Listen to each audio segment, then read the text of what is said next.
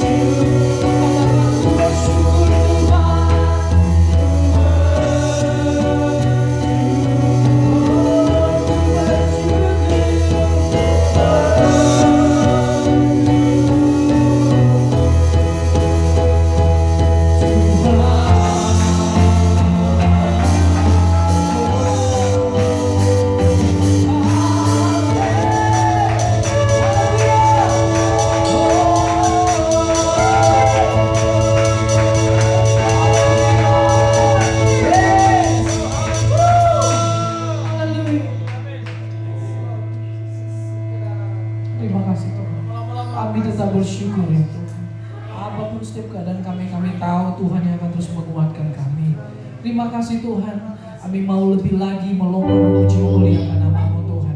Kami percaya bahwa Engkau adalah Allah yang ajaib. Engkau adalah Allah yang maha kuasa dan maha mulia. Terima kasih Tuhan. Ini kami Tuhan. Kami mau memuji Engkau dengan penuh sukacita. Yang mau memuji Tuhan bersama saya katakan Amin. Tos kiri kanannya katakan Tuhan Yesus ajaib.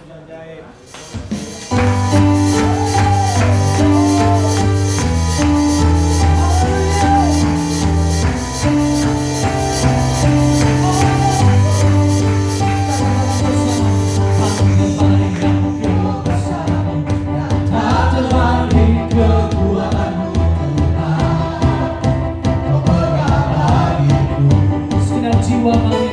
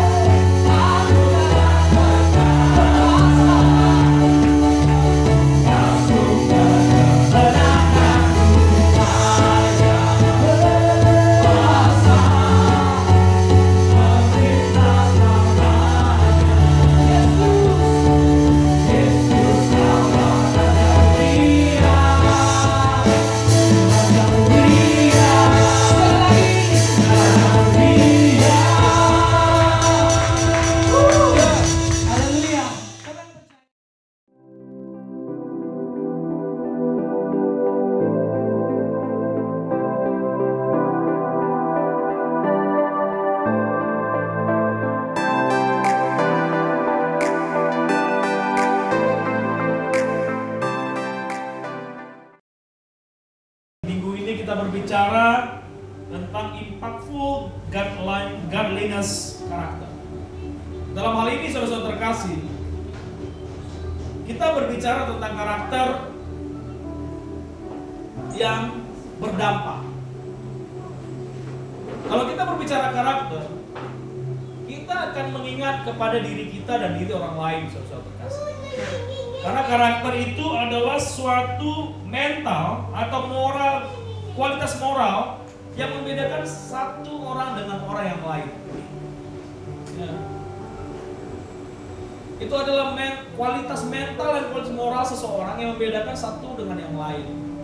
Jadi bukan suka kita bilang, oh ini karakternya keras. Kenapa kita katakan orang karakter orang itu keras? Karena kita melihat bahwa dia orangnya sangat keras dan dia tidak mau kompromi. Oh ini orang karakternya bunglon. Kalau ternyata karakter orang bunglon, berarti orang ini suka berganti-ganti arah, saudara terkasih, tidak bisa dipegang. Ada orang bilang karakternya lembek ini. Kenapa dia karakter lembek? Karena apapun masalah yang dia hadapi, dia langsung menangis dan langsung menyerah, saudara terkasih. Dalam hal ini kita akan belajar karakter Tuhan yang membuat kita itu bertumbuh, saudara-saudara. Karakter Tuhan yang membuat kita berdampak.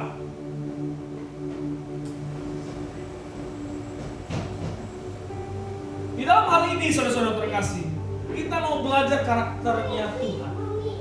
Karakter Tuhan bagi kita, baik laki-laki dan perempuan, baik itu orang tua, anak-anak, remaja. Dan dalam hal ini, saudara-saudara terkasih, karakter itu berasal dari Tuhan. Karakter itu berasal dari Tuhan.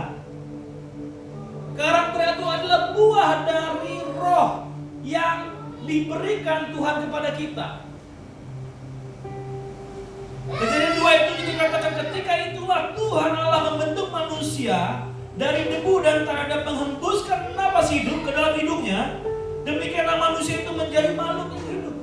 Jadi pada saat Tuhan menghembuskan nafas hidup kepada manusia, terbentuk karakter manusia. Terbentuk karakter manusia. Dan di dalam hal ini menunjukkan bahwa ada keterikatan yang sangat kuat antara Tuhan dan manusia. Karena hanya manusia diciptakan Tuhan dari debu dan tanah, diciptakan dengan tangannya sendiri dan dihembuskannya nafas, diberikannya spirit, diberikan rohnya masuk ke dalam tubuh kita. Sehingga kita manusia yang berakal dan berbudi dan manusia yang mempunyai roh yang berkaitan dengan Tuhan. Di dalam hal ini kita harus mengetahui bahwa karakter kita adalah karakter Tuhan, bukan karakter yang abal-abal, saudara-saudara terkasih. Bukan karakter yang dibuat-buat. Kita bisa aja seperti nonton TV, nonton movie, nonton film, nonton drama. Itu ada karakter yang dibuat-buat. Seperti Beauty and the Beast. Ya. Itu karakter yang dibuat-buat, saudara-saudara terkasih. Atau karakter Aladin. Itu karakter yang dibuat-buat. Di dalam hal ini, saudara-saudara terkasih, karakter manusia yang diciptakan Tuhan itu sering dibuat metafora, saudara-saudara, sering dibuat cerita. Di dalam hal ini di Yohanes 15 ayat 5 dikatakan, dimetaforakan sebagai akulah pokok anggur dan kamulah ranting-rantingnya. Akulah pokok anggur, jadi Tuhan itu adalah pohonnya dan kita ranting-rantingnya. Barang siapa tinggal di dalam aku dan aku di dalam dia. Barang siapa tinggal dalam aku dan aku di dalam dia, ia berbuah banyak. Sebab di luar aku, kamu tidak dapat berbuat apa-apa. Dan di dalam hal ini, saudara-saudara terkasih, ada 3 kata kunci di sini, saudara terkasih, yaitu Tuhanlah pokok anggur dan kita ranting-ranting. Itu kata kunci pertama. Berarti ada keterikatan yang sangat kuat, saudara-saudara terkasih. Tuhan tinggal di dalam aku dan Tuhan tinggal dan Tuhan tinggal di dalam kita dan kita di dalam Tuhan. Jadi ada suatu situasi yang saling berhubungan, saling membalas. Jadi kalau Tuhan tinggal di dalam kita, kita pun harus tinggal di dalam Tuhan supaya berbuah banyak.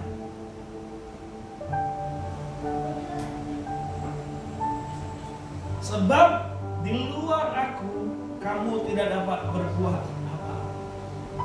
Ini ada kata yang menarik yang kita bahas, saudara-saudara terkasih, yaitu tinggal di dalam Tuhan dan Tuhan tinggal di dalam kita. Ada dua kondisi yang di sini saling berbalas, saudara-saudara terkasih. Saling berbalas, sehingga kita itu berbuah banyak. Jadi disitulah fungsinya kita, bahwa kita berbuah banyak. Karakter adalah buah dari hidup kita. Jadi kalau karakter kita, oh karakternya dia itu penolong, oh karakternya ringan tangan. Apakah kalau kita dibilang misalnya Pak Herman, oh Pak Herman itu karakternya ringan tangan, karakternya itu suka membantu, karakternya itu begini. Apakah Pak Herman itu ada beberapa? Tidak. Pak Herman itu tetap satu orang. Satu orang yang mempunyai karakter yang luar biasa, saudara-saudara. Di dalam hal ini ada dua hal yang penting, yaitu Tuhan di dalam kita dan kita di dalam Tuhan. Ini nanti kita bisa melihat, saudara-saudara terkasih, bagaimana ini membedakannya.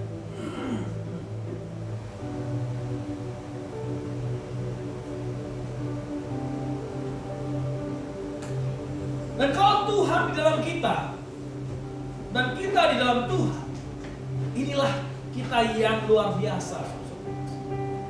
Inilah kita. Kalau kita bertanya kita, apakah dalam tahun ini kita sudah memberikan dampak? Kelihatannya hidupku biasa-biasa aja. Jangan memberi dampak, malah aku menjadi troublemaker. Aku menjadi sumber masalah bagi keluargaku. Aku menjadi sumber masalah bagi pekerjaanku. Aku menjadi sumber masalah bagi lingkunganku. Jangan memberi dampak, malah kita menjadi penghamba. Kita bisa menilai diri kita siapa, saudara. Tapi hari ini Tuhan mau mengingatkan kepada kita semua bahwa kita adalah orang-orang yang berdampak secara positif. Di Yohanes 15 ayat 16 dikatakan, bukan kamu yang memilih aku, tetapi aku yang memilih kamu. Dan aku telah menetapkan kamu supaya kamu pergi dan menghasilkan buah, dan buahmu itu tetap. Supaya apa yang kamu minta kepada Bapa dalam namaku diberikannya kepadamu. Di dalam hal ini, saudara-saudara terkasih, engkau, kita semua telah diberikan perintah kepada dari Bapa di surga untuk pergi menghasilkan buah.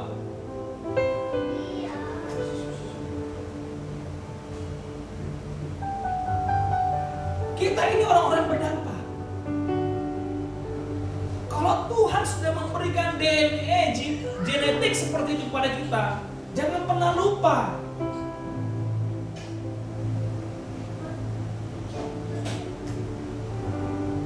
Kita nggak bisa menjadi orang-orang yang murtad, saudara-saudara terkasih.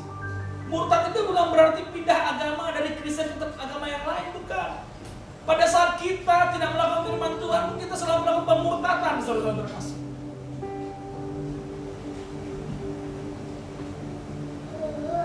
Sekali lagi saya mengatakan dari mimbar ini, saudara-saudara terkasih, siapa kamu sekarang, siapa kita sekarang, bahwa kita adalah orang-orang yang berdampak. Katakan sekali lagi, saudara-saudara terkasih, kita adalah orang berdampak, saya adalah orang berdampak. Kita harus berani mengatakan itu, kita harus orang berdampak, saudara-saudara terkasih. I am impactful. Itulah kita, itulah engkau. Jika engkau menganggap dirimu rendah sekarang saat ini, aku mengatakan kepadamu bertobat. Engkau diciptakan Tuhan secara dahsyat. You are impactful.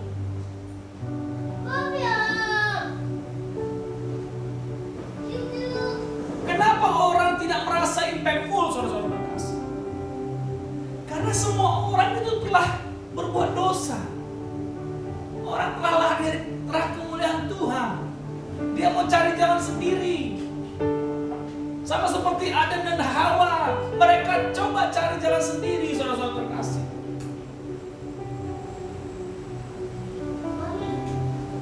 Kita nggak bisa cari jalan sendiri. Jalannya itu udah jelas, saudara-saudara terkasih. Jangan lari.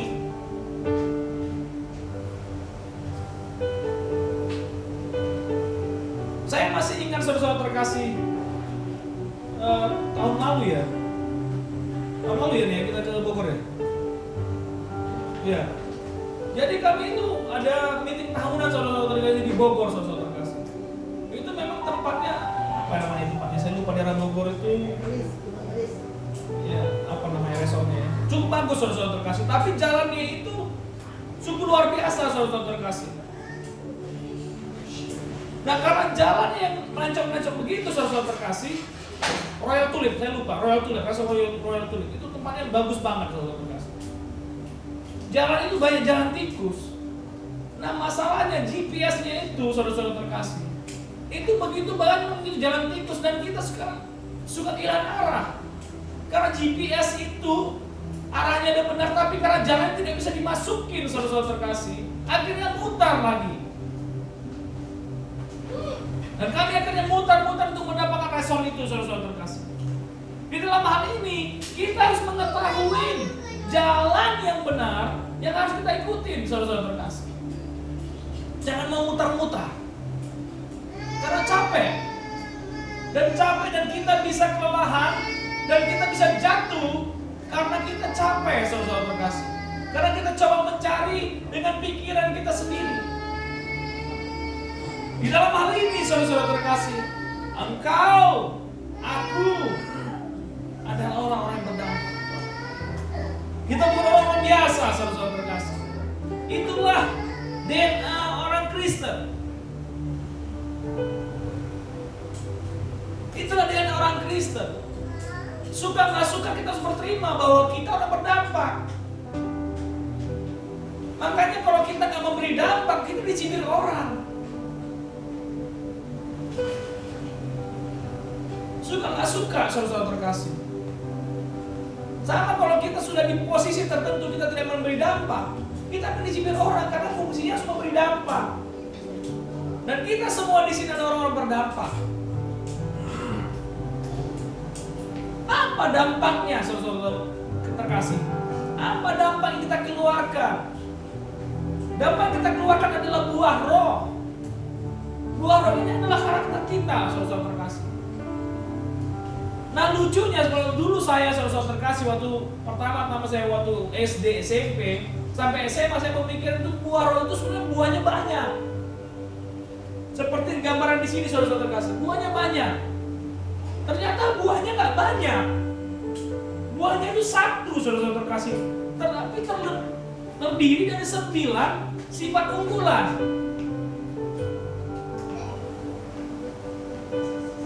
Satu buah yang mempunyai 9 unggulan saudara-saudara, 9 karakter.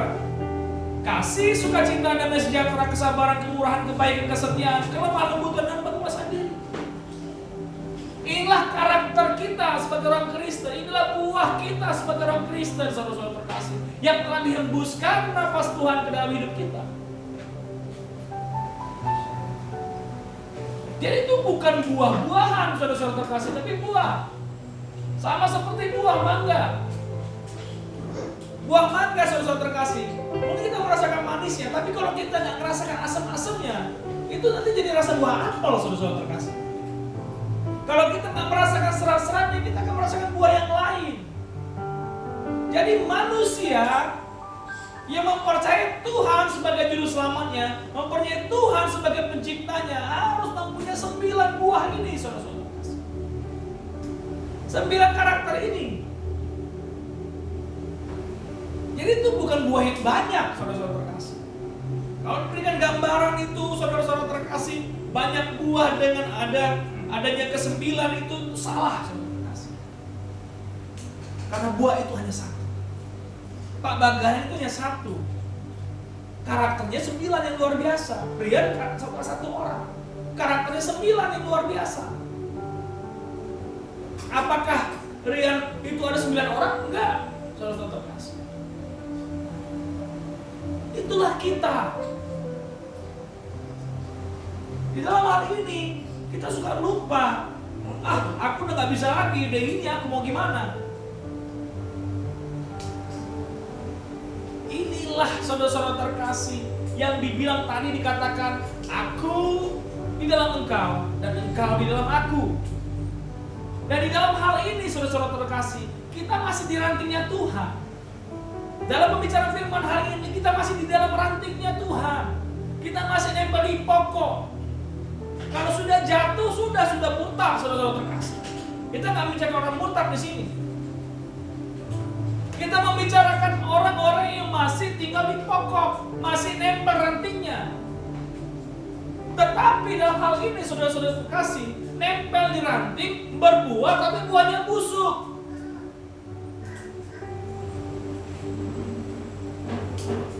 Buahnya busuk ini banyak sekarang orang-orang Kristen saudara-saudara terkasih. Banyak anak-anak Tuhan masih nempel di ranting, masih nempel di pokok, berbuah tapi buahnya busuk.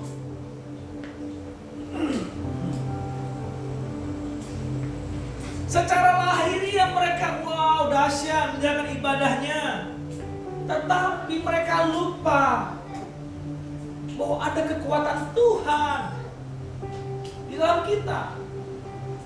Pada saat kita disakitin, kita langsung marah, siapa lu?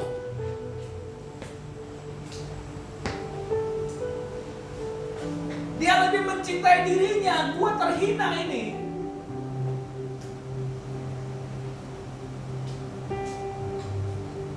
Pada saat kita direndahkan, kita melawan, bukan mengerti bahwa kita garam dan terang dunia.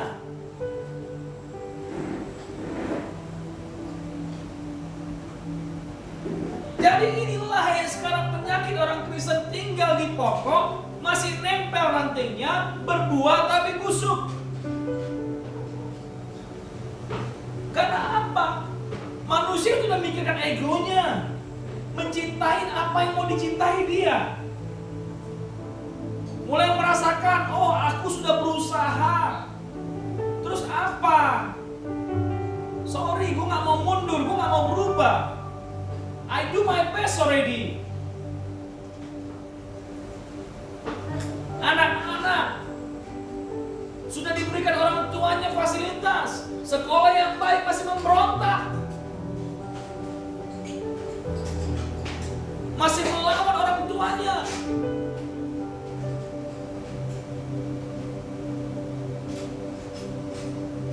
Di dalam hal ini saudara-saudara terkasih, waktu saya searching tentang godliness, kesalehan kekudusan, sangat luar biasa saudara-saudara. Ini meriset sebelum COVID saudara-saudara. Dari abad ke-18 sampai abad ke-20, abad 21 saudara-saudara. Masalah kekudusan itu dibahas semakin rendah saudara-saudara. Orang membahas masalah kekudusan itu semakin tidak ada saudara-saudara. Karena apa? Sudah begitu rusaknya buah itu saudara-saudara. Kita nggak bicara buah yang jatuh di tanah, enggak. Ini buah yang masih nempel di ranting saudara-saudara. Orang sudah tidak tahu terima kasih. Orang tidak mempedulikan lagi ajaran agama.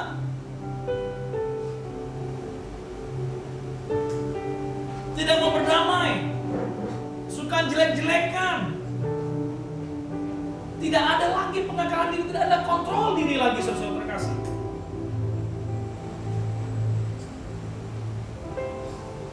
Yang namanya membalik-balikan kata terus.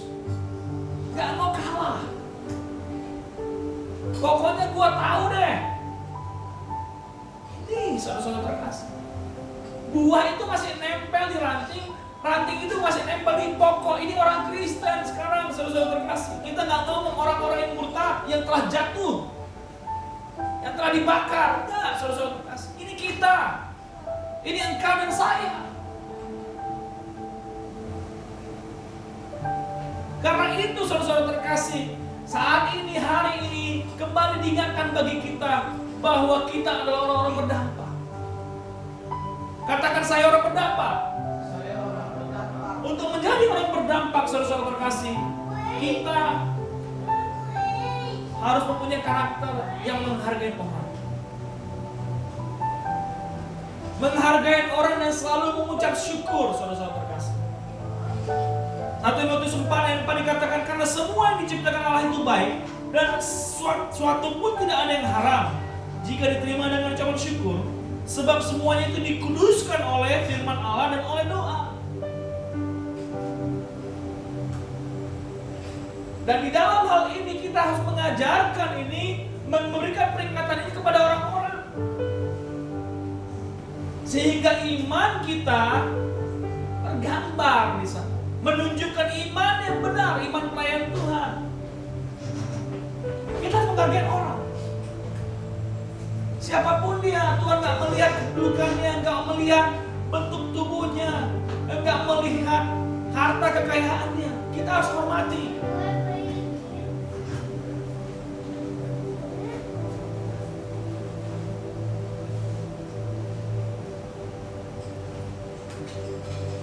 Yang luar biasanya, saudara-saudara terkasih, ada kelemahan daripada sistem online sekarang, saudara-saudara terkasih. Karena apa? Karena gereja dan jemaat sudah tidak ada interaksi lagi. Sudah tidak ada interaksi lagi. Pada sama seperti Musa naik ke Gunung Sinai mengambil loh batu, orang-orang Israel itu sudah lupa dengan Musa.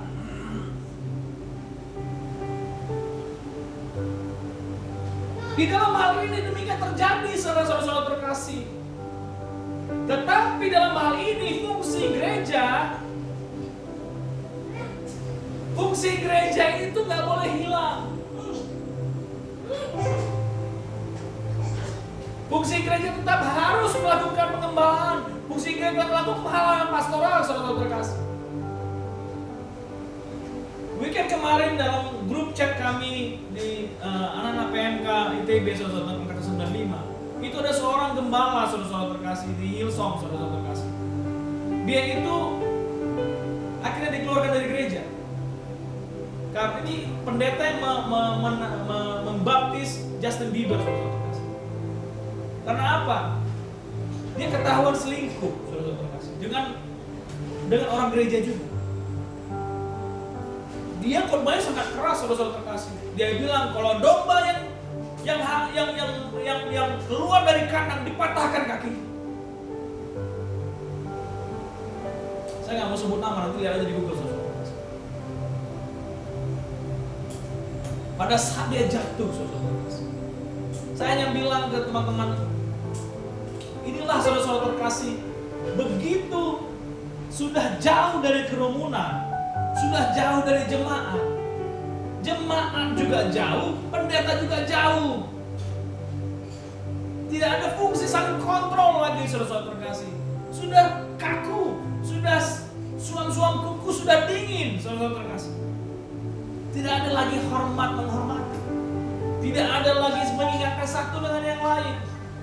Saya bilang kepada teman-teman kemarin dalam WhatsApp group kami, bukan hanya gereja saja mempunyai fungsi untuk mendoakan jemaat, tapi juga jemaat harus mendoakan gembala, diaken, dan pelayan-pelayan gereja. Sehingga ada satu cross perlindungan, cross protection pada saat doa itu dilepas, saudara-saudara terkasih. Jadi karakter pertama supaya kita tidak busuk pada saat kita masih menempel di ranting adalah kita harus menghargai orang lain. Kita harus menghargai pencipta. Jadi waktu saya coba melihat kenapa sih buah busuk ada di masih nempel di pohon, karena satu, saudara-saudara terkasih, itu tidak disiangin, tidak dirawat, saudara-saudara terkasih. Ada hal-hal kehidupan cuaca yang membuat si buah ini tidak perform, tidak bisa bertahan dengan hal yang baik di buah itu. Ini menyebabkan dia busuk, saudara-saudara terkasih. Jangan biarkan itu, saudara-saudara terkasih. Jika ada yang mengganjalmu saat ini, jika ada yang membuat engkau tidak tenang, ada yang membuat engkau tidak bisa mengampuni, buang, saudara-saudara. Akuin, saudara-saudara terkasih. Dengan engkau menghargai orang lain, bukan berarti pada saat kita mengampuni kita kalah. Ingat Tuhan Yesus pada saat dia disalib, dia masih bilang, ampunilah mereka, karena mereka tidak tahu apa yang mereka lakukan.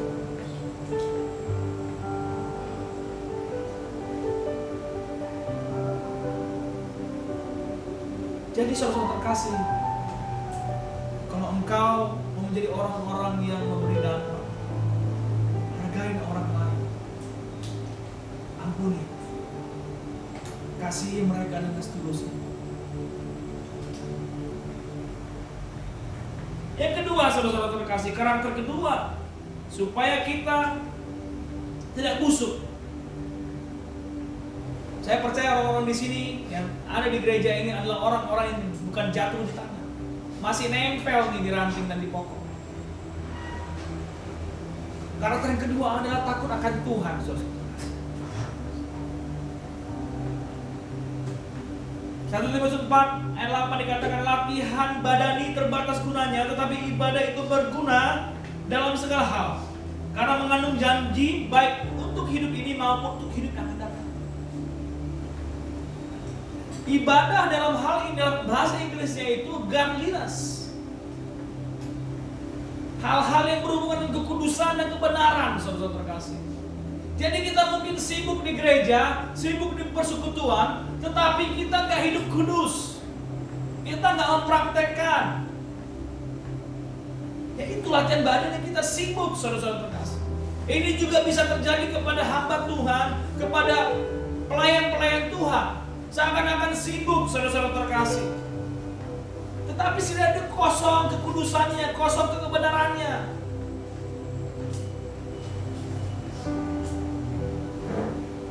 Dan dalam hal ini dikatakan kita harus takut akan Tuhan, bukan takut sama manusia. Jangan lihat dia siapa, tapi lihat Tuhannya.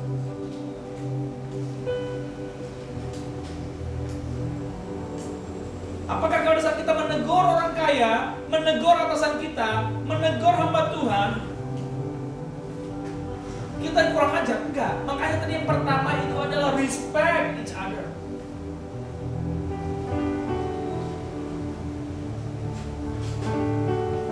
Jadi pada saat kita menegur dia dengan kasih Tuhan, hanya perkataan yang benar dan patut yang kita berikan. Jangan kata-kata sarkasme, saudara-saudara terkasih. Karena itu kita harus terus menerus.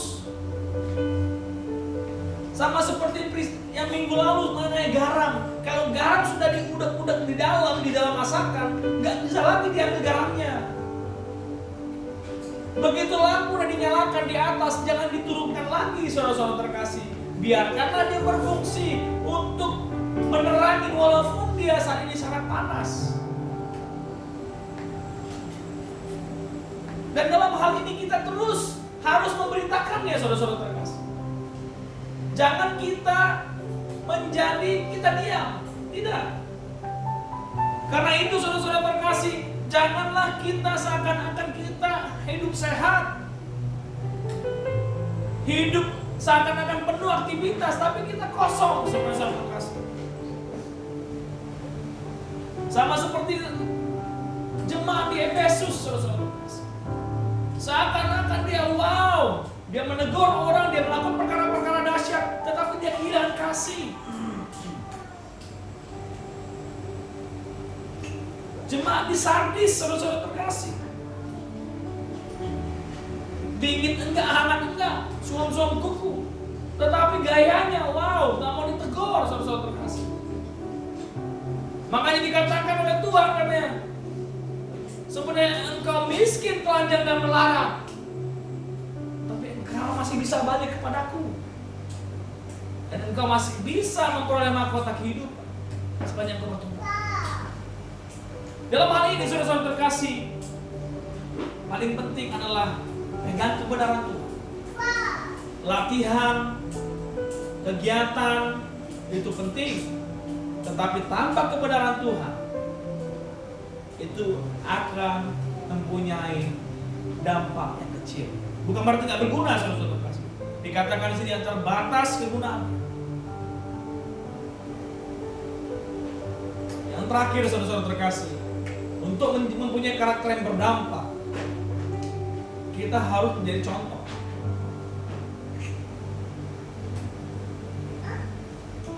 Orang yang berdampak itu harus mempunyai karakter yang harus dicontoh.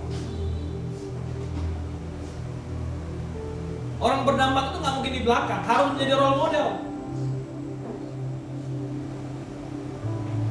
Karakter role model itu apa? Karakter role model itu adalah menjadi teladan dalam perkataan, perbuatan, kasih, kesetiaan, dan kesucian. Harus jadi role model, saudara-saudara terkasih. Pada saat engkau menjadi role model, engkau menunjukkan karakter yang berdampak. Engkau mengubahkan situasi yang tadinya biasa-biasa menjadi hal-hal yang berdampak luar biasa. You are game changer, saudara-saudara terkasih.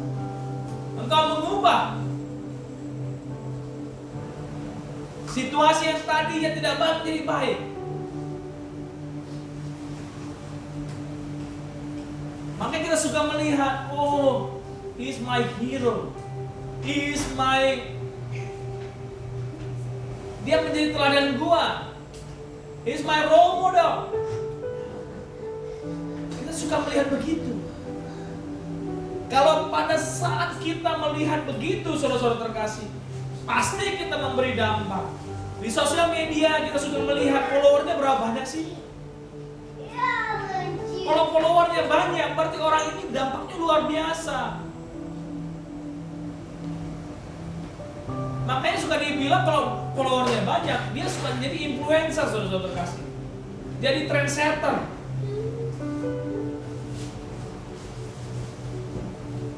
Karakter-karakter ini, saudara-saudara terkasih dalam nama Tuhan Yesus, harus menjadi bagian dalam hidup kita, sehingga kita mempunyai impact, mempunyai dampak yang luar biasa. Ada 3 hal yang kita pelajari kali ini adalah kita harus menghormati. Kita harus menghormati teman-teman kita. Ya. Jangan melihat dia dari kondisi dia saat ini, dari melihat kekayaannya, melihat penampakannya, jangan lihat itu. Kedua, pada saat kita menghormati, respect orang, kita juga harus mempunyai roh takut akan Tuhan. Pada saat kita memiliki roh takut akan Tuhan, kita akan menjadi orang-orang yang menjadi teladan. Pada saat roh Tuhan ada dalam kita, kita menjadi orang-orang yang teladan. Teladan dalam perkataan, perbuatan, kasih, kesetiaan, dan kesucian.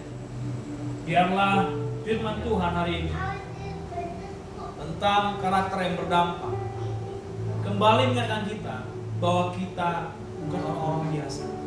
Kita bukan orang-orang yang hidup 70, 80, 90 tahun dan kemudian mati dan tak ada arti. Semua kita harus punya arti, saudara. Jika saat ini engkau belum menemukan arti dalam hidupmu, temukan kembali, saudara. Jangan pernah kehilangan arah. Karena besok 1 menit lagi Tuhan masih memberikan waktu. Besok, sebulan, setahun Tuhan masih memberikan waktu. Tapi waktu itu bukan kita yang punya, saudara. Tuhan yang punya. Jadi sampai saat ini, jika Tuhan masih memberikan waktu kepada kita, bilang Tuhan Yesus berkati. Kita tutup.